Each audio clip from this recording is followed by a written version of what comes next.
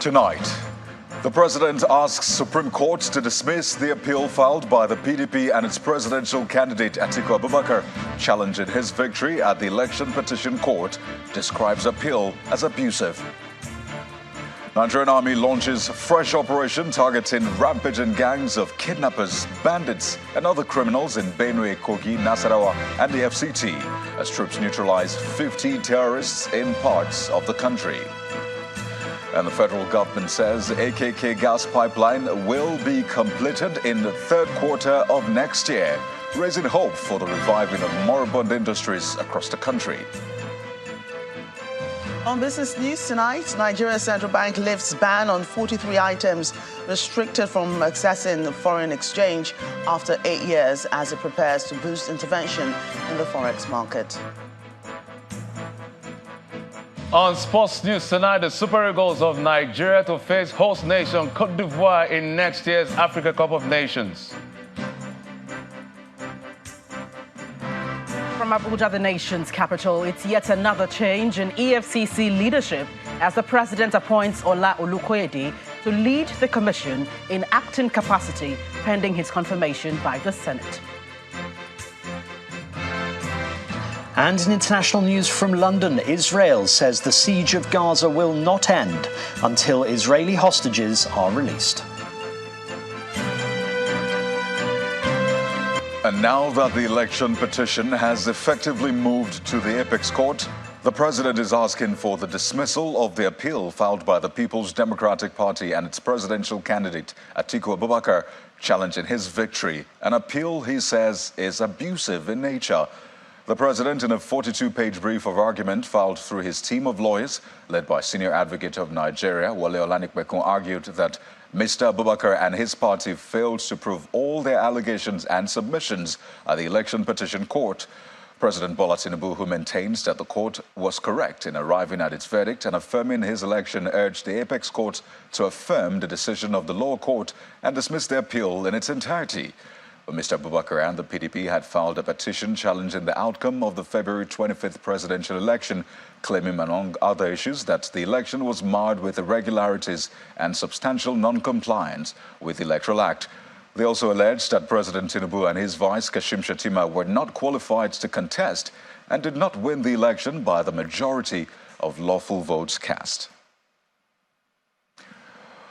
Well, to security now, in a bid to rid the north-central part of the country of kidnapping and other security threats, the Nigerian Army has launched Exercise Enduring Peace 3, which cuts across Benue, Kogi, Nasarawa State, as well as the Federal Capital Territory.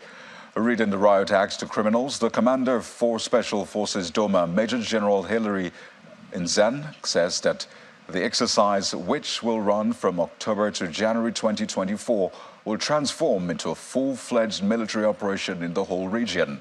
Governor Hyacinth Ali of Benue State, who witnessed the exercise, urged host communities to volunteer information and support the military to help restore full peace in the state. Governor Hyacinth Ali of Benue State arrives in the company of the Commander 401 Special Forces Brigade to flag off the ceremony for Exercise Enduring Peace 3 in one of the rural communities in Makurdi, the Benue State capital.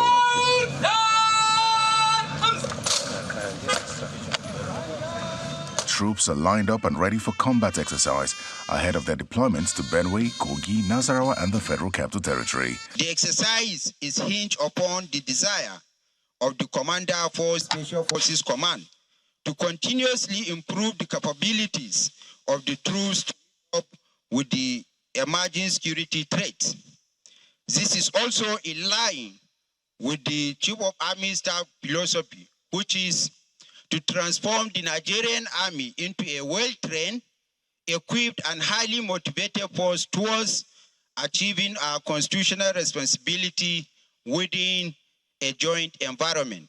The commander of the 4 Special Forces Doma, Nasarawa State, launches the exercise with a warning to all militia groups, armed herdsmen, and kidnappers. On the other hand, let me use this opportunity to warn all criminals, kidnappers, armed robbers, cattle rustlers, recalcitrant herders, and farmers to think twice before indulging in any activity that is against the law. Governor Hyacinth Alia is elated by the launch and wants host communities to volunteer information and supports the military for enduring peace to return. See the finest of our very own to assemble to re-establish their commitment of services to all of us. They are the reason each time I'm out there talking about the insecurities we are experiencing, most of all we had experienced in the state. They are a renewed hope of protection to all of us. The headquarters of the operation is in Makurdi, the Benue State capital, and the troops will be drawn from the army and other security agencies. And the military says troops have continued to clear terrorist safe havens across the country, leading to the death of 50 suspected terrorists and the arrest of 114 kidnappers in the last 1 week. The Director of Defense Media Operations, Major General Edward Buba, made this known during a media briefing at the Defense Headquarters in Abuja, while giving an update on the military's ongoing counter-terrorism operations. Major General Buba adds that 19 suspects were also arrested for oil theft. The military has identified several of these safe havens, and operations are targeted towards ensuring that they are completely dismantled. Recently, one of such safe havens in the southeast was invaded. Troops found unspeakable and unprintable activities going on in the invaded camp. Our operations in the last 1 week resulted in 50 neutralized terrorists, while 114 of them were arrested. Troops also arrested 19 perpetrators of oil theft and rescued 49 kidnapped hostages. In the South-South region, troops denied oil thefts of the estimated sum of over 968 million naira. Furthermore, troops recovered 65 assorted weapons and 400 assorted ammunitions. And now to the National Assembly, where a bill for an act to amend the Armed Forces Act to provide for the compulsory appointment of the Chief of Defense Staff and engagement of senior retired officers of the Nigerian Armed Forces to provide training to serving officers has scaled second reading in the House of Representatives. The bill, sponsored by the Deputy Speaker and 7 others, seeks to ensure that whomever is to be appointed as CDS must come from the armed forces, as well as the increase in the retirement age of Army officers. Meanwhile, the House is to investigate the alleged victimization and maltreatment of Nigerians in Addis Ababa, Ethiopia. Our National Assembly correspondent, Terry Kumi, reports.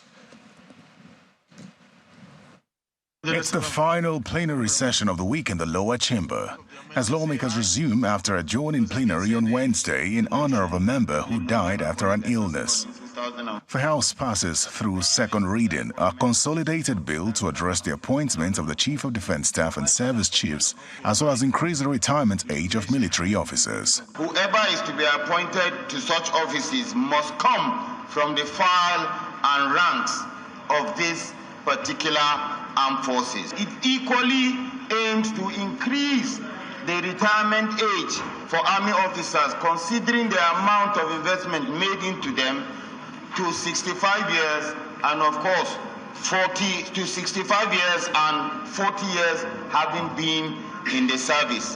Next, following the consideration of a motion by the minority leader and 10 others, the House mandated relevant committees to invite the Minister of Foreign Affairs and the Chairman, Nigerian Diaspora Commission, to brief them on the preventive measures taken to protect Nigerians and air travelers to Addis Ababa, Ethiopia. The motion is on the need to investigate alleged victimization and maltreatment of Nigerians in Addis Ababa, Ethiopia. Mr. Speaker, my dear colleagues, the House is worried that if early intervention and diplomatic measures are not taken by the Nigerian government to check the incessant attacks on Nigerians in Addis Ababa, Ethiopia, and air travelers will be at risk. In the meantime, the House is urging the federal government to declare a state of emergency in the health sector and allocate significant votes to it in the 2024 budget. Further urge the Federal Ministry of Health, in collaboration with state ministries, local government, and other stakeholders, to establish a task force to eradicate medical malpractice, particularly in the rural areas, and furnish the Committee on Healthcare Services with the summary report in evaluating the standard of primary healthcare centers from 2016 to 2022.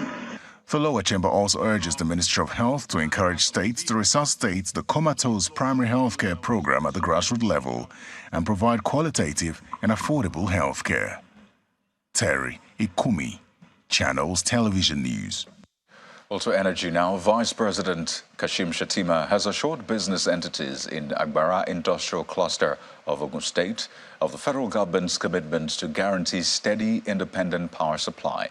The electricity, which will be supplied from idle power from a Niger Delta Power Holding Company Limited, the MPDHC plants, comes under the Light Up Nigeria initiative.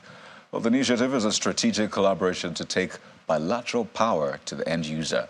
This inauguration will start with industrial users in Agbara and later to residential users. It might just be business unusual for the power sector in Nigeria with what is already in the offing. The Vice President, in company of two state government leads, the Minister of Power, the NIPP executors MPDHC, the business community are here in Agbara Industrial Cluster for the Light Up Nigeria initiative. Consider it as an offshoot of the recent 2023 Electricity Act signed by the President, Bola Ahmed Tinubu. Power is about to be available to this industrial cluster directly under a business bilateral agreement. Between Ogun and Lagos State, and perhaps maybe Oyo State, we account for 65% of the offtake of power in Nigeria. If our power issues are resolved through these kind of initiatives, it means you have more than enough power for the rest of the country. The presence of the Vice President is to put a seal of commitment and assurance of the highest authority in the land that this will be delivered to these business concerns and progress into residential areas. I was able to count 36 companies, major conglomerates in Agbara, Ota, Ipo, Shagamu. I was able to count 24. And Idiroko, EUL, Lera, I counted 14. They have so far signed up about 50 megawatts. Am I right? I want to give you my word, and my word is my bond. If you need 200 megawatts, 300 megawatts, we can give it to you. Noticeably, all the industries in these axes are off-grid and self-generating power at an average cost of 350 naira per kilowatt. So, MPDHC, a generation entity owned by the state government, will supply its stranded power to Agbara for less than 100 naira per kilowatt for a 95% supply rate under a willing buyer, willing seller arrangement. We are discussing directly with the CODISCO and Lekki Residents Association. We are targeting those group of customers. We are targeting other clusters around the country. Nigeria currently has installed generating capacity for about 13,000 megawatts of electricity, but distributes to the end users a paltry 3,000 to 5,000 megawatts for a population of over 200 million people. All of that, we are told, is set to change quickly with this new approach that tends to eliminate poor collection, commercial and technical losses, and guarantee a reliable power supply. Olu Phillips, Channels Television News. In part two, after the break, federal government says the AKK gas pipeline will be completed in the third quarter of 2024, raising hope for the reviving of moribund industries across the country. But that's in a moment. Stay with us. Well, you're welcome back. If you've just joined us, you're watching the news at 10, coming to you live from Channels Television. Here's a reminder of our top stories. The president asks the Supreme Court to dismiss the appeal filed by the PDP and its presidential candidate Atiku Abubakar, challenging his victory at the election petition court, describes the appeal as abusive. Nigerian army launches fresh operation targeting rampaging gangs of kidnappers, bandits and other criminals in Benue, Kogi, Nasarawa and the FCT. Troops neutralize 50 terrorists in part of the country. Federal government says the AKK gas pipeline will be completed in the third quarter of 2024, raising hope for the reviving of moribund industries across the country. And Israel says the siege of Gaza will not end until Israel hostages are released.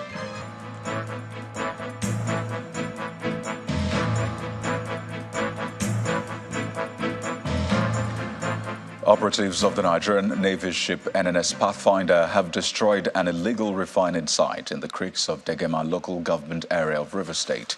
While conducting journalists around the site, the commander of the NNS Pathfinder, Commodore Desmond Igbo, put the capacity of the refinery at over 1 million liters. The operators of the facility were said to have been siphoning crude oil from OML 18, which is jointly operated by NNPCL and Sahara Energies.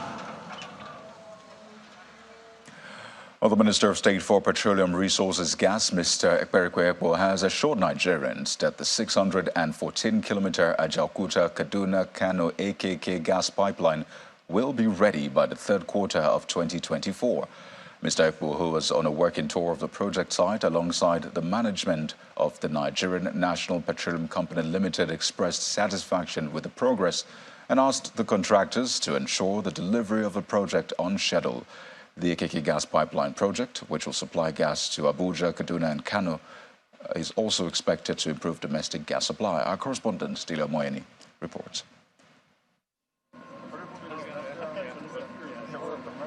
The Minister of State, Petroleum Resources, Gas, Mr. Ekperikwe Epo, and the company of officials of the ministry, as well as the management of the Nigerian National Petroleum Company Limited, NNPC, is on a working visit to the Pai River crossing site of the Ajaokuta, Kaduna, Kano AKK gas pipeline in Kwali Area Council of the Federal Capital Territory. The officials are here to inspect the project and get an update on the horizontal directional drilling. The contractor has assured me that by July, August next year, the project will be completed. That is the old grammar. And when that is done, we are sure that there are so many ailing industries in the country will come to limelight. CNG that we've been preaching about will be there for us. LPG for cooking. We'll do away with biomass. There are a lot of prosperity opportunities for industrialization waiting for the energy, the end use source, which is gas. So this AKK is very fundamental, very critical. And the project manager or the project team have already committed all the efforts they are making in spite of all the challenges and insecurity to focus on the job. We're doing this in collaboration with the contractors, with all stakeholders, with the absolute support of the federal government. So I just want to congratulate Nigerians and salute the federal government for the consistent support. Economic prosperity is on the way. The project, which was commissioned in July of 2020, was initially expected to be completed this year. However, there are some challenges. We've given commitment to the Honorable Minister of State that this project will be completed by July, August next year. We are working very hard irrespective of the challenges. Challenges will always exist. AKK will make a lot of difference because, like Honorable Minister of State stated, gas is energy and energy is wealth. And Nigeria has it in abundance, but you have to have delivery systems to get the gas to where it's required and be able to commercialize it. The pipeline, which is part of the Trans-Nigeria Pipeline project, is expected to also revive the major industrial hubs in Abuja, Kaduna and Kano. Daily Omoyeni, Channels Television News. Well, to some legal matters now. The Legal Practitioners Privileges Committee, LPPC, has elevated 58 lawyers to the rank of Senior Advocate of Nigeria. The committee, headed by the Chief Justice of Nigeria, Olukayode Ariwola, confirmed the appointment of the new SANs, 57 of whom are legal practitioners and 1 from academia. The list includes legal luminary Afe Babalola's daughter, Folashade Ali, wife of human rights lawyer Fumi Falana, former Attorney General of Delta State, Isaiah Bozimi, EFCC lawyer Aaron Okoroma, and former chairman of the Lagos branch of NBA, Yemi Akongbe. A statement by the Chief Registrar of the Supreme Court and Secretary of the LPPC, Hajo Sarki Bello, says that the new SANs were appointed as a result of their excellence in law profession and in adherence to the Code of Ethics of the profession. The statement adds that the LPPC meeting considered 4 different petitions against some of the applicants and dismissed them for lacking in merit. It further stated that the new senior advocates will on Monday, November the 27th, be inaugurated by the CJN at the Supreme Court complex. For more of the news at 10, let's head over to our Abuja studio where Gloria Mezoke is sitting by. It's good to see you again, Gloria. Thank you. Many thanks. Here in Abuja, the Economic and Financial Crimes Commission has a new chairman following President Bola Tinubu's appointment of Mr. Ola Olukoyede to lead the agency in acting capacity, pending his confirmation by the Senate. Mr. Olukoyede is a lawyer with over 22 years' experience as a regulatory compliance consultant and specialist in fraud management and corporate intelligence. He is said to possess extensive experience in the operations of the EFCC, having previously served as Chief of Staff to the Chairman and Secretary to the Commission. A statement by presidential spokesman Mr. Ajuri Ngilale explains that Mr. Olukoyede's appointment follows the resignation of the suspended chairman of the Commission, Mr. Abdul Rashid Bawa. Mr. Olukoyede will take over from Mr. Abdul Karim Chukwu, stepped in as acting chairman of the Commission after Mr. Bawa was suspended from office by the President on June the 14th. In other stories, the Minister of Works, Mr. Dave Umahi, says the President has approved the reconstitution of the Board of the Federal Roads Maintenance Agency, as well as the construction work on some roads across the country. Mr. Umahi stated this after meeting with President Bola Tinubu at the Presidential Villa, where he explained that some of the projects will be partly funded by the China Exim Bank. The minister is optimistic that the reconstitution of the Firma Road, the Firma Board, will lead to prompt maintenance on the roads. Mr. President also approved, the upgrading of Abuja Kefi Akwanga Lafia Road. Of course, it's an ongoing, but it's on a PPP with the Chinese. We are paying 15%. And of course, the construction of Lafia bypass dualization, from Makodi through Oturukpo, through Obolafo, down to 9th Mile. It's a major one. Mr. President has approved it. Again, it's being financed by China Exim Bank. The Lafia Kefi is also financed by, China Exim Bank.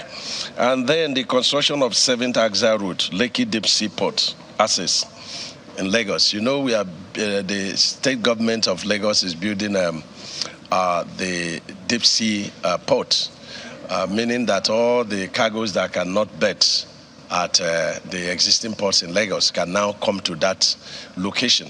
And that's where the refinery of Dangote is located, the fertilizer.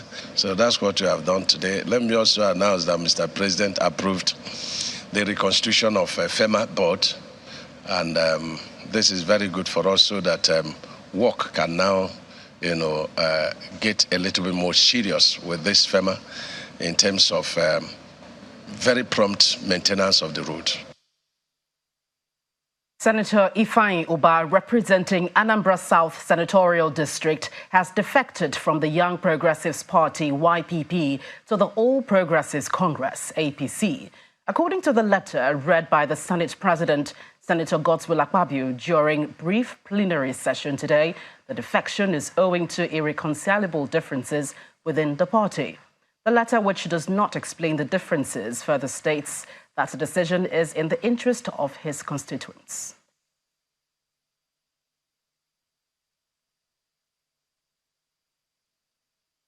Still ahead on the news at 10, Central Bank of Nigeria lifts ban on 43 items restricted from accessing foreign exchange after 8 years, set to step up interventions in the FX market. That's on Business News. Do join us again.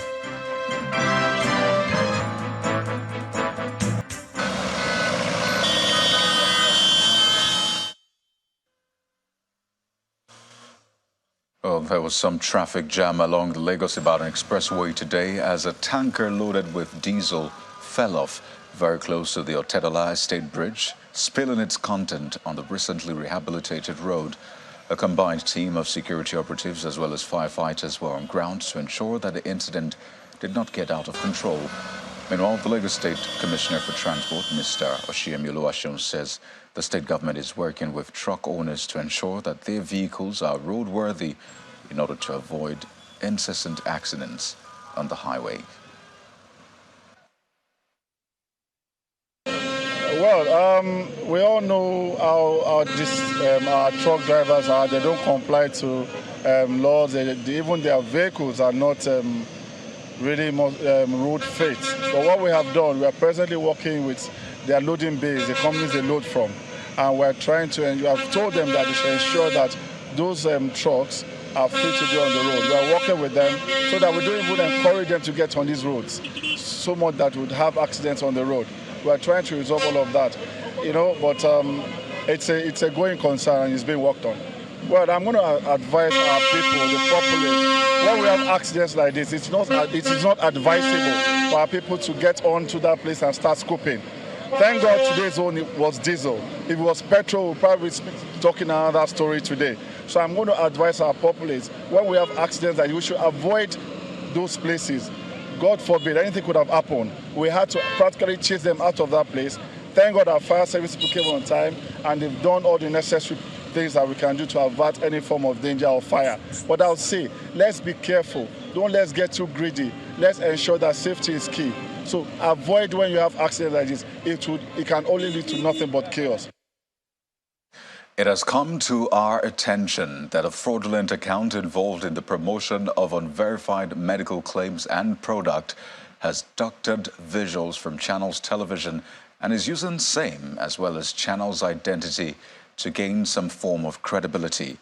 The fraudulent account is attempting to promote certain hypertension treatment and medication, imposing a voice narrative over the footage of our anchors and guests who had appeared on our television and given the impression that the station is promoting the product and treatment.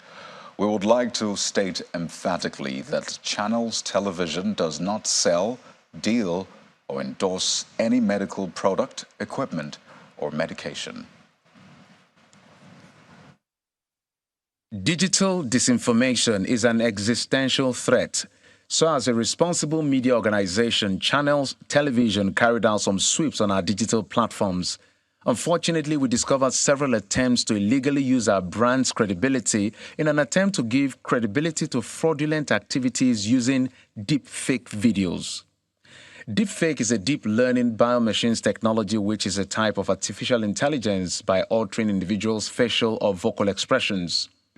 Our search spotted 5 deepfake videos using different Channels Television anchors and guests to deceive unsuspecting people to buy dubious products and services. From a terribly executed deepfake video with audiovisual out of sync to promote a mobile app for winning money using our anchor Kayodoki Kyolu, diabetes treatment using Chamberlain Uso, to promoting drugs for muscle pains using Nyota Egbe and Ayo Makinde. New drug promises to put an end to knee, back, and arm pain for good in 15 days. But the near-perfect deepfake video is this one using our anchor Anne Wogodo to promote a supposedly breakthrough treatment for hypertension and those of the NCDC Director General, Dr. Fedayo Adedifa. In 2 weeks, there will be no cholesterol in your blood vessels. First, let's put the videos side by side and watch the similarity. Treatment now. American doctors have created a drug that normalizes blood pressure in 3 days. In just 1 course of treatment, your body will become completely healthy and you will forget about hypertension forever. But hey, this is what Anne actually said on the news at 10 on Sunday, October the 1st. Nigeria's First Lady, Senator Oluremi Tinubu, says that the present administration will not embark on blame game, but instead focus on fixing what is damaged in the country. So far, we have put out a disclaimer which is pinned on the top of our Facebook and Twitter accounts. We have also reported the videos that were posted on Facebook and the pages that posted them, as well as notified relevant government agencies over the issues. If there is a time when the phrase, "it's not what you think," is most relevant, it is now. So please be careful, cautious, and observant, because with deepfake videos, it's really not what you think. Jeffrey Uzongo, Channels Television News. Indeed, Jeffrey. To some company news now. Kai App, a digital payment platform, has been launched in northern Nigeria's main commercial city, Kano. Well, according to the brains behind the project, Kai App was born out of a vision to revolutionize the financial services landscape in Africa to fulfill the need for accessible, secure, and customer-centered financial services which cater to the unique needs of Nigerians and Africans at large. Traditional leaders, businessmen, and investors converge in Kano for the unveiling of the digital payment platform, Kai App. Safe, secure, and user-friendly, these were the terms used by many speakers to describe the new digital tool. Today, KMC Kai App is introducing a revolution in financial digital inclusion in Nigeria, and not only in Nigeria, in the entire African continent. What we have is not another app that we all know. This is a super app that gives us the capabilities to run a lot of our financial operations. It does not stop at sending and receiving money. It also contains a lot of investment opportunities, insurance, and other packages that are built on social banking. The opportunity through the digital finance is tremendous, and we're very happy to be here in Kano to offer that opportunity in terms of the provision of a state-of-the-art facility that will be an empowering factor for those people in Kano. One of the unique features of the app is the capacity of the tricycle riders to use it to purchase fuel. Because of the high cost of fuel, we have made it easy for our users, especially the tricycle riders. Now they can buy fuel on credit, and we shall deduct the money when they deposit. We have saved them money and the stress of having to come back 4 times in a day to get fuel. 1 full tank at a go. The Emir of Kano, His Royal Highness Alhaji Amin Ado Bayero, is optimistic that the app will create job opportunities for the teeming youth in the state. I'm delighted to note that KMC FMFB has already commenced a nationwide recruitment of young graduates in each of Nigeria's over 8,000 wards, with over 1,000 young graduates, both males and females. Those behind the innovation are optimistic that the app will provide secure and innovative payment services to individuals and businesses in the African market. And for more business stories on the news at 10, here's Joke Rogers.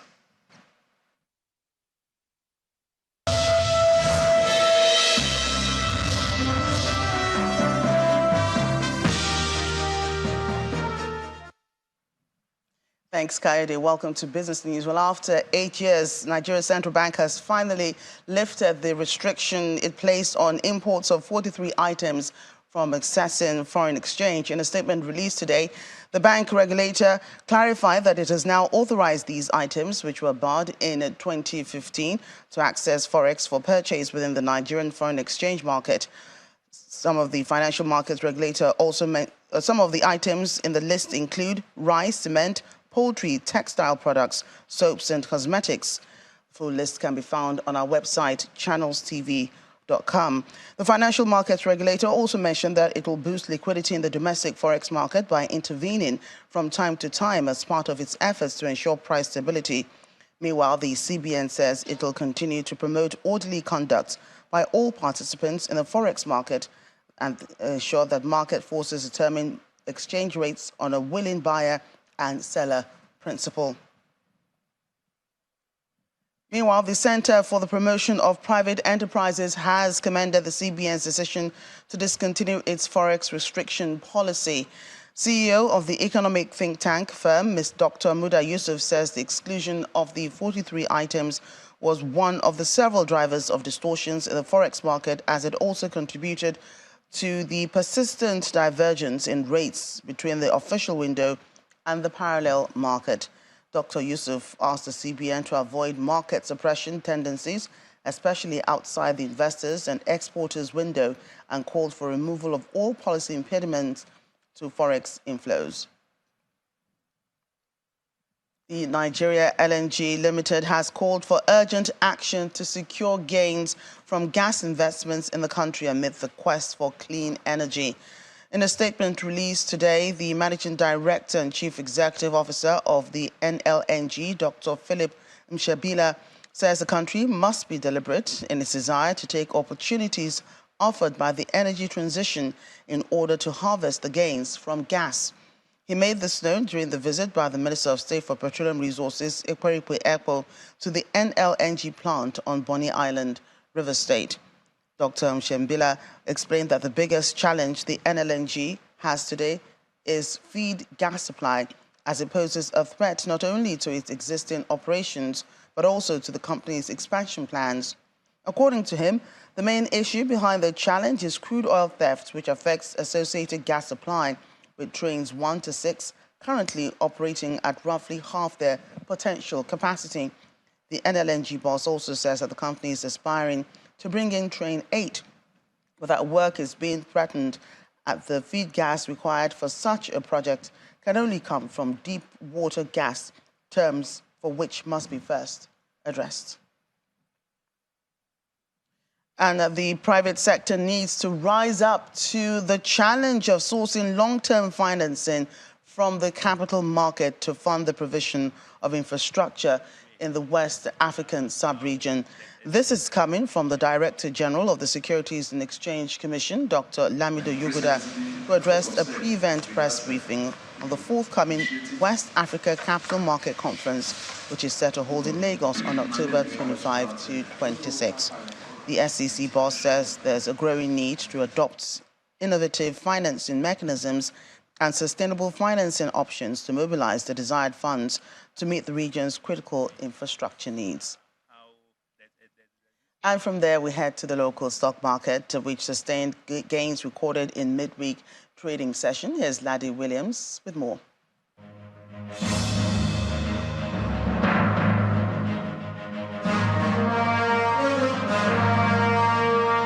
Hello and welcome to the Stock Market Report. Well, the local bourse maintained in the green today from yesterday's bullish close, although with a smaller margin, 0.05%, marginal increase there, 67,133 points. Market cap sitting at 36 trillion. Let's look at the activity chart now. We see trading action still moving, downward with deal and volumes there. Deals and volumes in the red, 309 million units of stocks, lower than what we had yesterday, but value maintains 4.54 billion just like yesterday. Let's look at the sectoral performance now. We see the banking counter snapped out of that bearish trend with an almost 1% increase today, thanks to Access Core and Zenith Bank countering the loss there with GTCO's share price loss today. Oil and gas remains unchanged to the positive, and consumer goods marginal increase 0.07%. So final trading day of the week tomorrow. We'll see if the bulls can maintain this move. Now, that's the Stock Market Report. I'm Laddie Williams. Bye for now.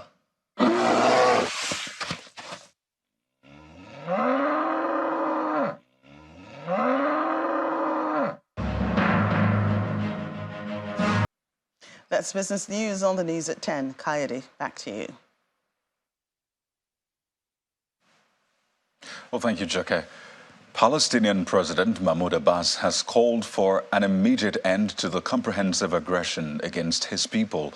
He made this plea during his visit to Jordan's King Abdullah II today. It is the first time Mr. Abbas is speaking publicly since the surprise Hamas attack on Israel last Saturday morning. We'll hear Simon Pusey with more on this and other international stories in Around the World in 5. Good evening and welcome to the Channel's studios here in London with your international news around the world in 5. Israel says the siege of Gaza will not end until Israeli hostages are released. At least 150 hostages were taken into Gaza during Hamas's deadly attacks on Israel at the weekend that killed 1,200 people. Not much of the area remains standing after 4 days and nights of almost continuous Israeli bombings. At least 1,354 people have been killed in Gaza since Saturday. That's according to the Gaza Health Ministry. Israel's Prime Minister Benjamin Netanyahu has said every Hamas member was a dead man walking after the first meeting of his country's emergency government. Alongside him, opposition figure Benny Gantz said it was a time for war. Is that they operate by the rules of war. But US President Joe Biden said he had spoken to Mr. Netanyahu and made it clear that Israel must operate by the rules of war. Sorry, it's under these circumstances. Thank you. US Secretary of State Antony Blinken met Mr. Netanyahu earlier, telling him we're here, we're not going anywhere. During his short visit to Israel, Antony Blinken is also meeting the Israeli President Isaac Herzog. Earlier, Mr. Herzog said Israel would try to protect civilians in Gaza, but would also do whatever it takes with an iron fist to protect Israelis. He also called for international leaders to condemn the Hamas attacks. This is exactly the moment of truth. Nation must stand up to the truth. I just heard the comment of the Chancellor Olaf Scholz of Germany, speaking with moral clarity. He expressed moral clarity as to the situation. We expect nations in the world to express clear moral clarity regarding this situation and this terrible massacre. NATO defense ministers have kicked off a second day of discussions in Brussels with the Russian invasion of Ukraine and the latest bout of conflict in Israel on the forefront of the talks. The alliance said it was confident that members of the military alliance would continue to support Ukraine as it was in their own security interests. Swedish Defence Minister Paul Johnson was also invited to the two-day meeting, although the Scandinavian country is still waiting to become an official member. Sweden's membership has not yet been ratified by member states Turkey and Hungary. Russian President Vladimir Putin has held talks in Kazakhstan, a Central Asian nation with strong ties to Moscow, during what was his first foreign trip since the International Criminal Court issued an arrest warrant for him in March. The Kremlin chief has rarely travelled abroad since he sent troops into Ukraine in early 2022 and is not known to have left Russia since the ICC issued a warrant for him, accusing him of overseeing the illegal deportation of children from Ukraine. Russia does not recognise the ICC's jurisdiction and has rejected its allegations against Mr. Putin. Inmates at Paraguay's largest prison have freed 22 prison guards they had held hostage for more than 15 hours.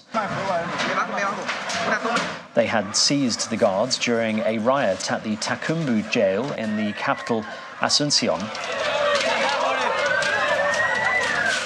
The prison director said members of a prison gang called Rotella Clan were behind the unrest.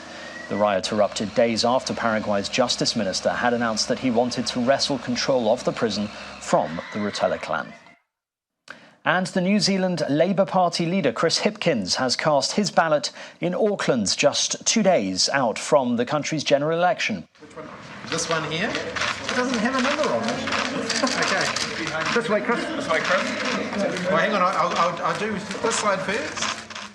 Polls currently show neither a right bloc of National and right-wing ACT or a left bloc of Labour and Greens and Te Pāti Maori have sufficient support to gain more than 50% of seats.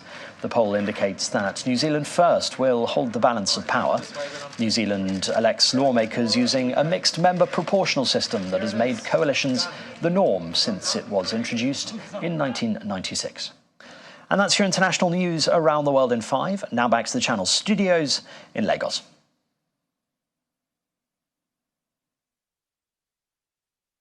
Well, thanks, Simon. And now for a trip around the world of sports, particularly Nigeria's AFCON grouping. Here's Jeffrey Ozon.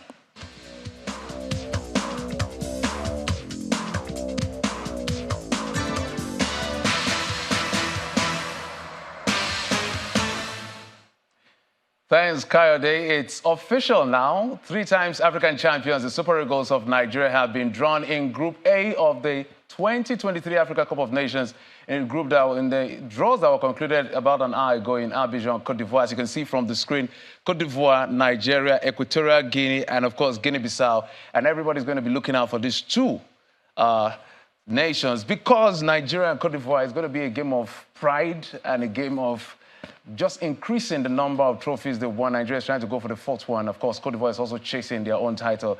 And we'll see all of that, how it plays out next year. Let's move on to other stories, to the rescheduled Nigeria Premier League football, where Rivers United defeated Remo Stars 2-0 in a match day 1 encounter at their Dokia Mercy Stadium in Port Harcourt. The hosts were awarded a penalty on 11 minutes after the visitors' defender handled the ball inside the box, and former Remo Stars striker Andy Okwe scored a late goal in the game to hand Rivers United that maximum point. It ended 2-0 on stoppage time.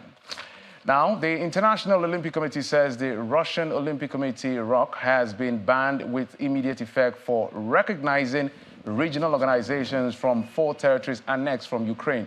The IOC asked that the ROC would not be eligible for any funding after it recognized Olympic councils from legions of Donetsk, Kherson, and Zaporizhia.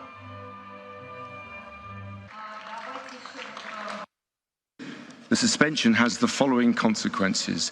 The Russian Olympic Committee is no longer entitled to operate as a national Olympic committee, as defined in the Olympic Charter, and cannot receive any funding from the Olympic movement.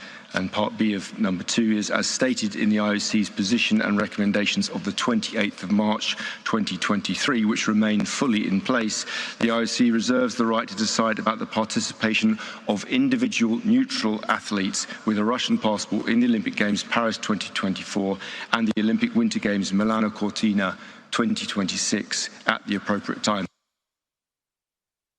Well, you can see from the draws from the very least story, Nigeria against Cote d'Ivoire. We'll see how that plays out at the end of the day. We're looking forward to that very tournament next year. And that's it from right here on our Sports Center. I'm Jeffrey Ozon. Kayode is back to you.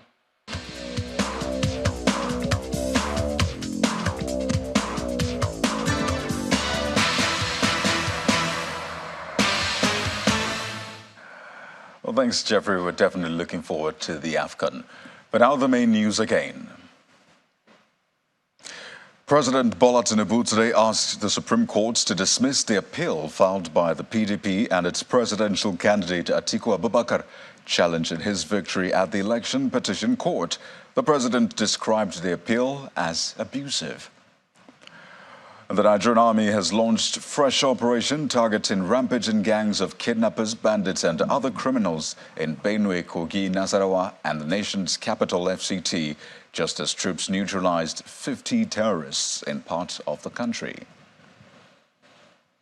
The federal government has said the AKK gas pipeline will be completed in the 3rd quarter of 2024, raising hope for the reviving of moribund industries across the country. And Israel said the siege of Gaza will not end until Israel hostages are released. Well, that's the news at 10 for tonight, everyone. Thank you for watching. I'm Kayode Mikielu. To have a restful night. Goodbye.